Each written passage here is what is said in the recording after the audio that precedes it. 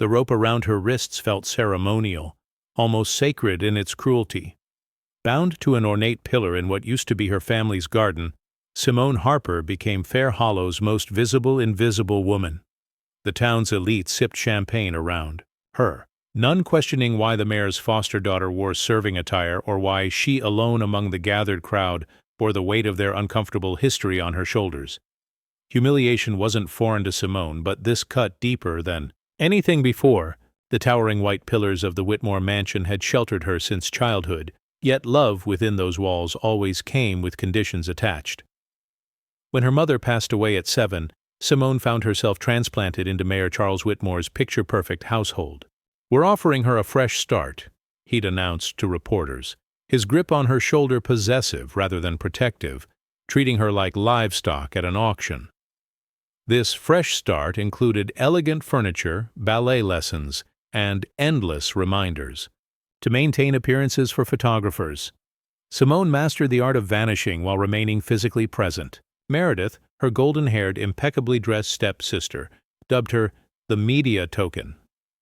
Charles, who publicly dismissed civil rights demonstrations as metropolitan disorder, never permitted her to use the word father. Despite everything, Simone remained. She secured academic scholarships, funded her education, and came back to Fair Hollow not from obligation, but from hope that she could create change from within. For countless years, she prevented the Whitmore empire from financial ruin through silent generosity. Discreet contributions, unnamed grants, hidden bailouts channeled through her charity networks. She never sought recognition, simply hoping they would eventually value her beyond her utility as a reputation manager. Yet the Whitmores remained, blind to anything beyond the character they'd crafted for her. The November charity gala dawned overcast with anticipation and calculated performance. Activity filled every corner of the estate, food service teams arranging warming trays, event planners adjusting floral arrangements. Simone had orchestrated every detail. Each benefactor acknowledged on the recognition wall represented her personal outreach. Months of coordination had gone into ensuring the event would boost the mayor's re-election campaign. When the printed programs arrived, her name was absent. Not in production credits, not in thank you sections. Nowhere to be found. Instead, a tan uniform bearing her name tag lay folded outside her bedroom door. No explanation accompanied it, only instructions reading, "Beverage Service Outdoor Section." The fabric felt familiar between her fingertips, reminiscent of her childhood Sunday attire. Gentle, pristine, submissive. She examined the interior label, finding no designer mark, only ownership. Walking away would have been the wise choice, the healthy decision. But Clara's wisdom echoed in her memory. Her neighbor, her trusted friend, the sole person who spoke Simone's complete name with genuine affection. "You don't burn down something you helped construct," Clara had once counseled, "but when it's already ablaze, don't let yourself get buried in the ashes." Simone donned the uniform. By midday, distinguished guests filled the grounds. State legislators, corporate leaders, a religious broadcaster whose smile never touched his eyes. The property gleamed with manufactured elegance. Meredith drifted across the lawn like effervescent mist, engaging journalists with practiced spontaneity. Charles gripped his whiskey tumbler, greeting attendees with the enthusiasm of an athletic coach rallying his team. Simone remained unnoticed, not when she filled glasses for a woman who remarked, "How unusual to have such striking staff." Not when she collected dishes while 2 board members praised the mayor's compassion in rescuing that unfortunate child. She felt transparent, yet breakable like crystal caught in a tempest. Then catastrophe struck. A champagne flute tumbled from someone's grasp, exploding near the beverage station. Simone dropped instinctively, gathering the fragments. Blood pooled in her palm precisely as Meredith approached the microphone. "Oh, no need for concern," Meredith announced sweetly to the assembled crowd. "She's always excelled at cleanup duty." Nervous, laughter rippled through polite applause. Simone rose, her expression neutral, her eyes ablaze, her heartbeat pounding like ancient drums beneath her ribs. Charles tapped his glass, commanding attention. "Dear friends," he began, his rehearsed, cadence embracing the audience like silk. Tonight's celebration extends beyond Thanksgiving. It's about honoring our identity, our heritage, and our progress. Simone tensed. Charles pressed on. We've prepared a special historical demonstration, a living tribute. Two young event coordinators approached her, clearly uncomfortable, obviously instructed. They guided her arms gently. You'll participate in the presentation, one murmured. Just briefly. Simone offered no resistance. Her body complied without her consent. As guests formed a circle around the fountain's decorative pillar, designed to echo antebellum courthouse architecture, Simone was positioned against it. Silk restraints encircled her wrists loosely, but their symbolism was unmistakably tight. She stood motionless, chin raised, breath trapped beneath skin that remembered generations of trauma. Charles lifted his glass again. This symbolic gesture reminds us of burdens carried in silence. More uncomfortable chuckling, more photographs, a quiet that screamed volumes. Simone's gaze swept the gathering, meeting no returned looks. Then came an unexpected sound. The deep rumble of a refined engine, sleek and commanding, approaching the event boundary like controlled thunder. A midnight black Rolls-Royce halted at the grass edge. The chauffeur opened the passenger door. Elijah Brooks emerged. He neither rushed nor shouted. His movement was deliberate, measured, absolute. He traversed the garden as if he'd designed every stone pathway himself. Simone spotted him first. She recognized the rage in his clenched jaw, the gravity in his stare, and the sword of righteousness he wielded through his composure. She remained, steadfast. He reached her side. Kneeling, he retrieved a knife from his jacket, severed the bindings cleanly, and cradled her wounded palm. He pressed his lips tenderly to the cut, then stood to confront the speechless audience. "This woman is my spouse," he declared, his voice steady, quiet, unshakable. "I want an explanation for why she was displayed like a museum piece." The breeze died. The crowd froze, and the flame long buried in Simone's heart began to ignite. Shocked murmurs spread through the tent like wind through autumn wheat. Glasses shook. Someone's silverware clattered to the ground. Elijah's stare never wavered. Initially, nobody responded. Not the servers, not the officials, not even Charles, who remained under the spotlights clutching his partially raised glass, like incriminating evidence. Simone, now liberated, stood beside Elijah with marked wrists, her bearing as unshakable as her companion's. Her trembling had ceased entirely. Charles regained composure first. "Mr. Brooks," he offered with a strained grin, "this isn't what you think." Elijah barely acknowledged him. "I hope not, because it appears to be the public degradation of your daughter." He placed a supportive hand on Simone's spine. A small gesture, stabilizing and grounding.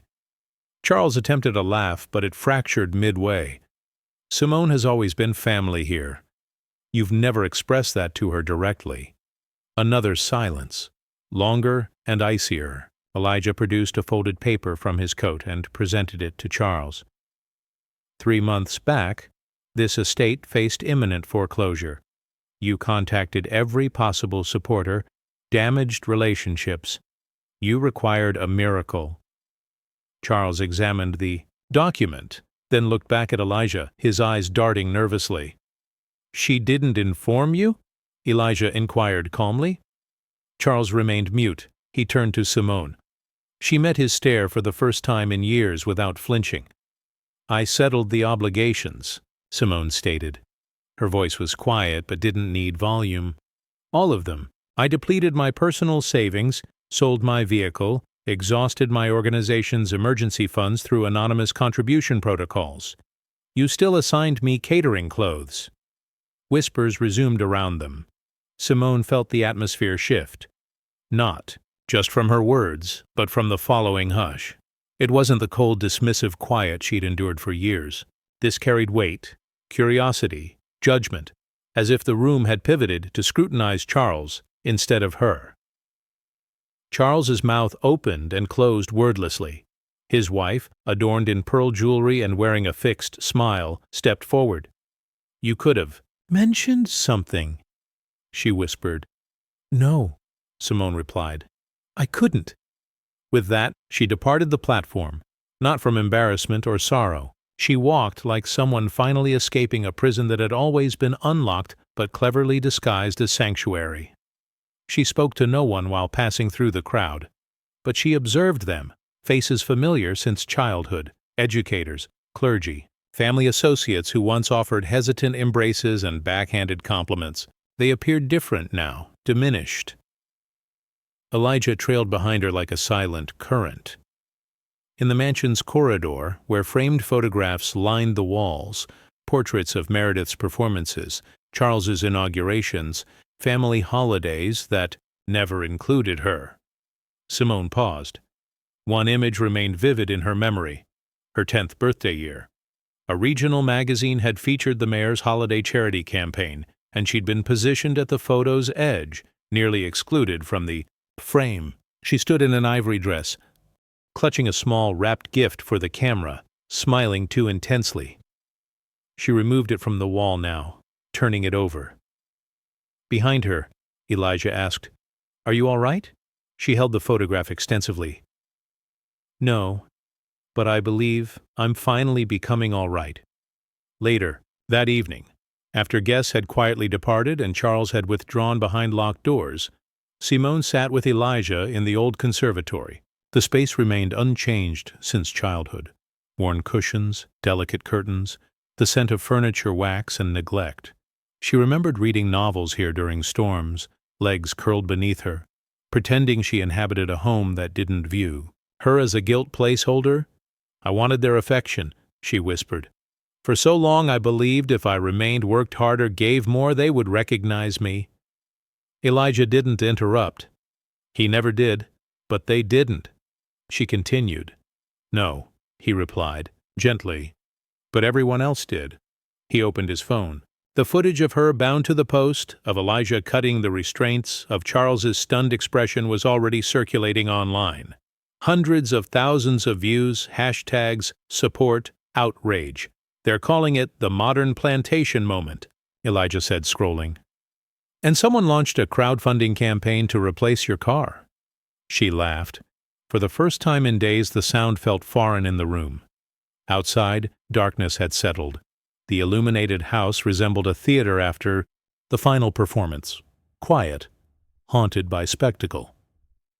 The following day, the backlash commenced. Messages flooded the mayor's office. Radio commentators denounced it as shameful. National media covered the story by noon, and demonstrators assembled at the estate's entrance by sunset. Charles attempted damage control. This was a miscommunication, he announced at a press conference, a private matter exaggerated beyond proportion. But credibility had evaporated. Meredith's podcast sponsors withdrew. The Family Foundation's board froze funding pending investigation, and a previous audit resurfaced, one that Simone had concealed by redirecting emergency funds to cover irregularities. The press questioned who had saved the mayor's property from bankruptcy. Elijah published the complete financial records. Simone maintained silence until the community assembly. It convened in the high school gymnasium under flickering fluorescents and echoing acoustics. The space overflowed. Simone entered late, slipping through a side entrance unnoticed until she approached the speaker's platform. The room quieted like a collectively held breath. I hadn't planned on speaking, she began.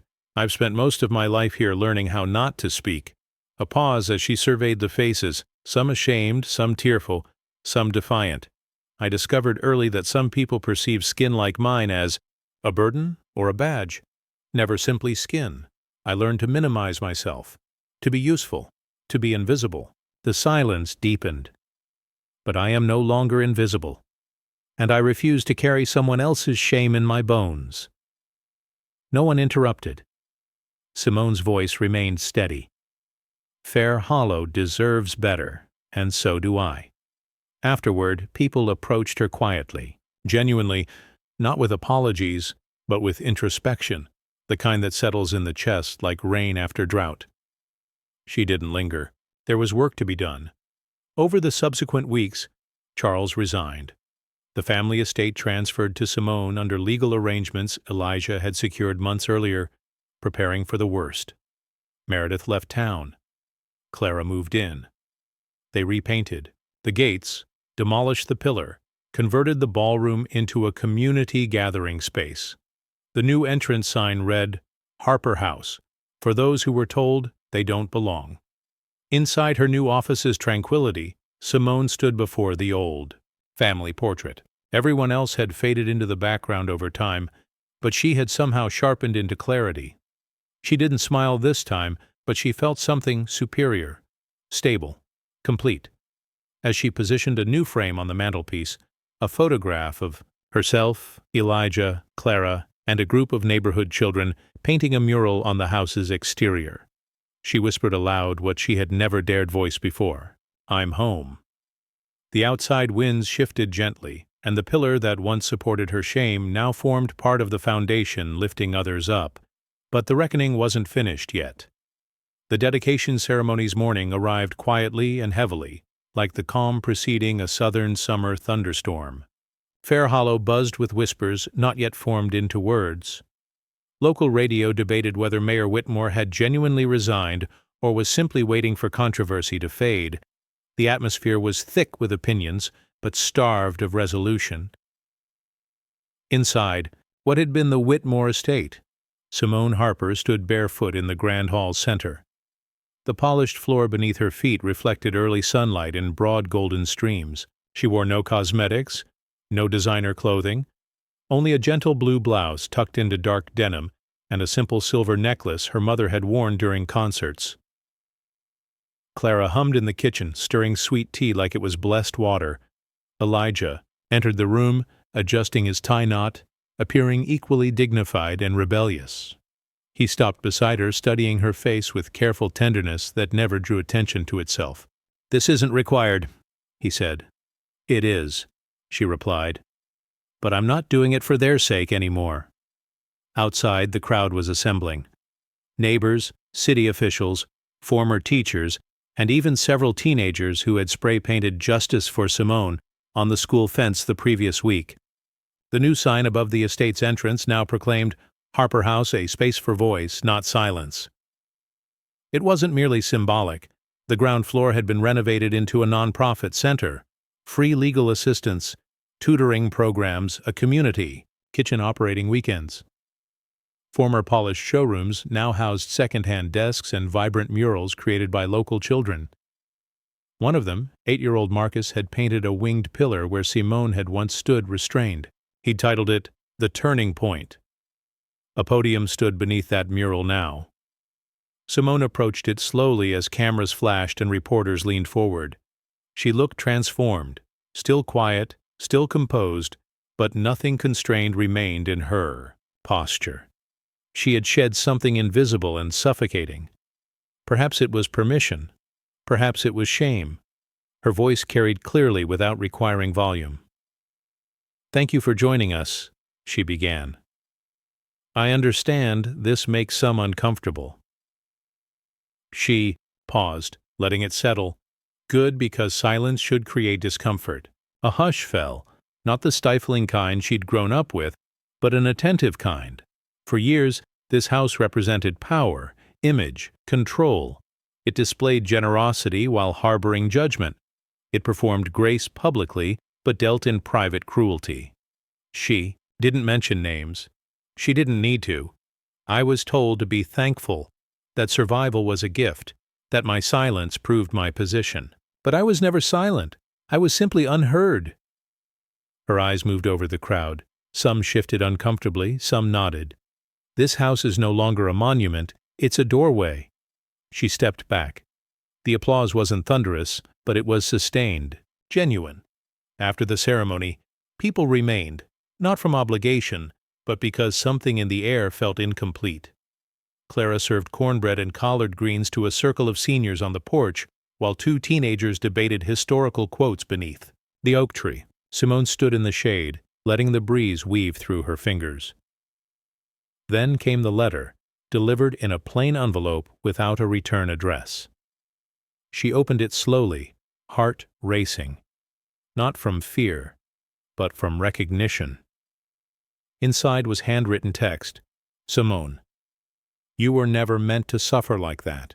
But I didn't intervene. I laughed. I smiled. I took photographs. I didn't understand how to be courageous. And you did.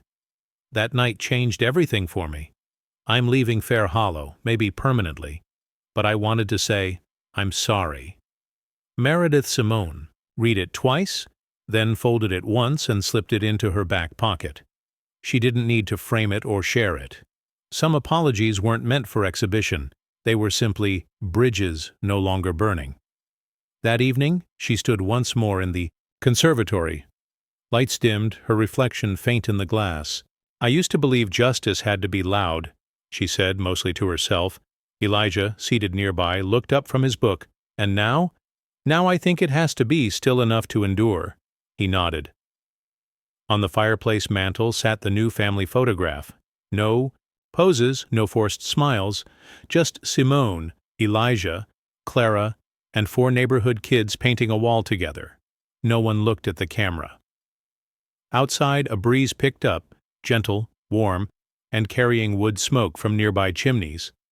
Simone stepped onto the back porch, feeling the boards creak beneath her feet. The pillar that once stood in the garden had been replaced with a small sculpture, an open hand holding a key. She stared at it for a long while, the silence wrapping around her not like a verdict, but like a held breath finally released. Down the path, someone had left a single chair, facing the setting sun, a seat perhaps for who she used to be. She didn't sit in it. She smiled, turned, and walked back toward the life she had finally made her own. Because justice, when it stays, doesn't need to announce its arrival. It simply opens the door and waits for the next person to step through.